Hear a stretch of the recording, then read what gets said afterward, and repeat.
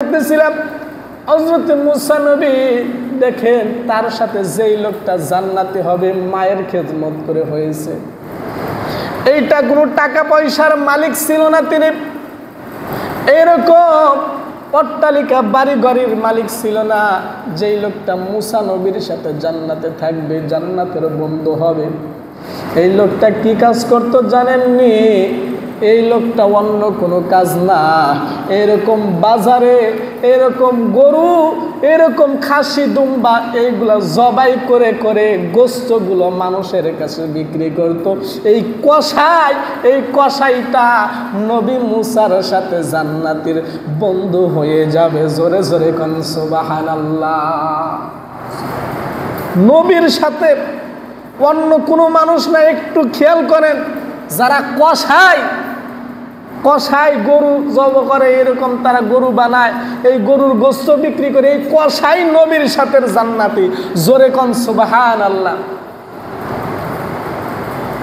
দেখেন বন্ধু আমার, হযরত মুসা আলাইহিস সালাম আল্লাহকে বলে, মালিক রে, ও রব্বুল আলামিন, জান্নাতে তো প্রত্যেকটা নবীর সাথে প্রত্যেকটা নবীর বন্ধু হিসাবে একজন একজন থাকবে। বলে হ্যাঁ।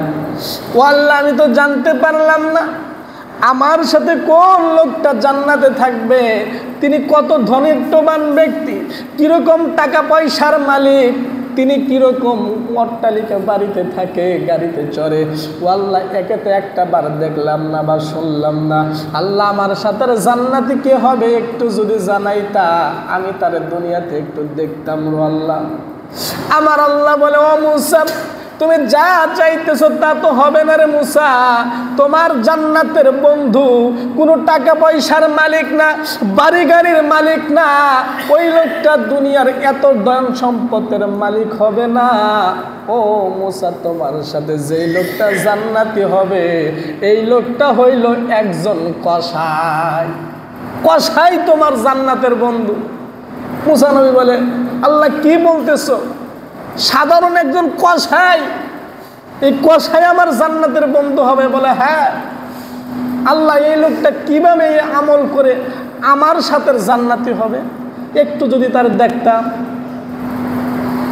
আমার আল্লাহ বলে, মুসা, তুমি তারে দেখতে চাও?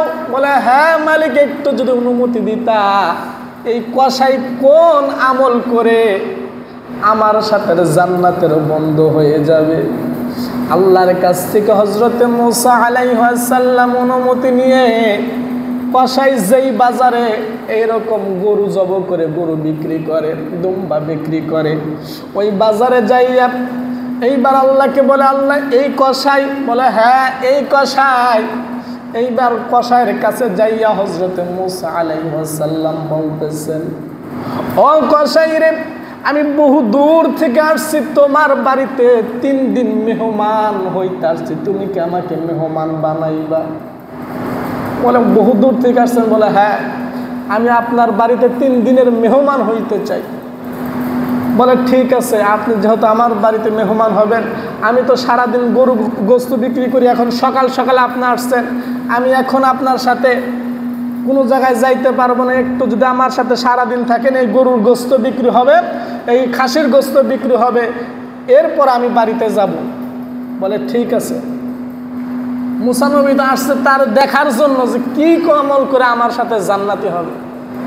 বলে ঠিক আছে, এটা আরো ভালো হয়, আপনার সাথে সারাদিন কাটাবো। আমার মুসলমান ভাইরা, হযরত মুসা আলাইহিস সালাম এইবার কসাইয়ের সাথে বসে রইল। দেখে সারাদিন কসাই গরু জব করতেছে, এরকম গরুর গোস্তগুলা মাইপা সঠিক মাপে মানুষদেরকে দিতেছে, কারো কাছে কম বেশি নিতেছে না, এরকম সমান তালে বিক্রি করতেছে। সারাদিন বিক্রি করতেছে, কিন্তু সুন্দর একটা গোস্ত তিনি এইরকম কিছু গোস্ত তিনি রাইখা দিলেন, এই গোস্তটা বিক্রি করলেন না। সমস্ত গোস্ত বিক্রি হয়ে গেলে এইবার কসাই বলতেছে, ও হুজুর চলেন আমাদের বাড়িতে যাব। এইবার বলে ঠিক আছে চলেন। এইবার গোস্তটা নিলেন, বলে ও কসাই রে, এই গোস্ত কি তুমি কি করবে, এটা কি বিক্রি করবা না? বলে না, এই গোস্ত আমি বিক্রি করব না। বলে এই গোস্ত কি করবা? বলে এই গোস্তটা আমি আমার মার জন্য নিয়ে যাইতেছি।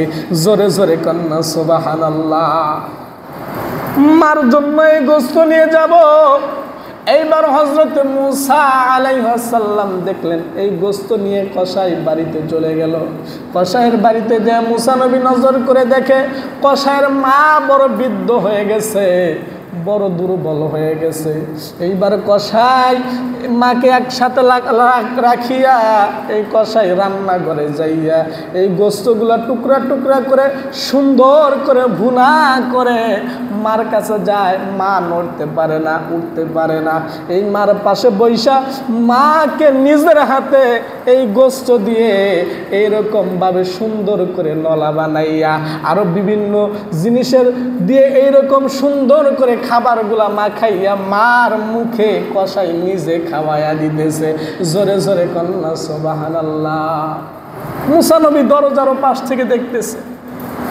এইবারে খাওয়া শেষ হয়ে গেলে মা দরদি দুখানা হাত বাড়ায় বলে মালিক ও রব্বুল আলামিন, আল্লাহ আমার সন্তান আমারে কত ভালোবাসে রে আল্লাহ।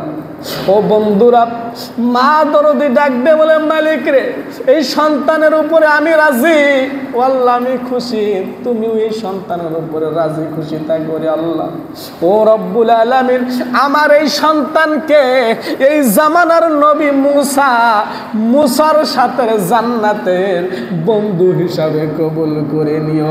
জোরে জোরে কন্যা সুবহানাল্লাহ। আরো জোরে কোন সুবহানাল্লাহ। কথা কি ছোট কথা? সুবহানাল্লাহ বলতে চান না? জান্নাতি যেই জান্নাত, এত বিশাল জান্নাত, যেই জান্নাতের নাজ নিয়ামতের অভাব নাই, সেই জান্নাতে সাধারণ কোনো মানুষের সাথে থাকবে না। যিনি নবী, যাকে আল্লাহ মানুষদেরকে আল্লাহ বলা, মানুষদেরকে আল্লাহ বানানোর জন্য আসছে, সেই নবীর সাথে জান্নাতি হবে, তাহলে খুবই দামি কথা না? এই জন্য এই সমস্ত কথা শুনে সুবহানাল্লাহ বলবেন, আলহামদুলিল্লাহ বলবেন। আপনার ভিতর থেকে আল্লাহ তাআলা জংগুলো দূর করে দিবে। এই কলব দিয়ে যখন আল্লাহর কাছে কিছু চাবেন, সাথে সাথে আল্লাহ কবুল করে নেবে। জোরে কোন সুবহানাল্লাহ। হযরত মুসা নবী দরজার পাশ থেকে দেখতেছে, মা দরজা আল্লাহকে বলে, আল্লাহ আমার সন্তানকে এই জামানার নবী মুসার সাথে জান্নাতের বন্ধু হিসেবে আল্লাহ তুমি কবুল করো।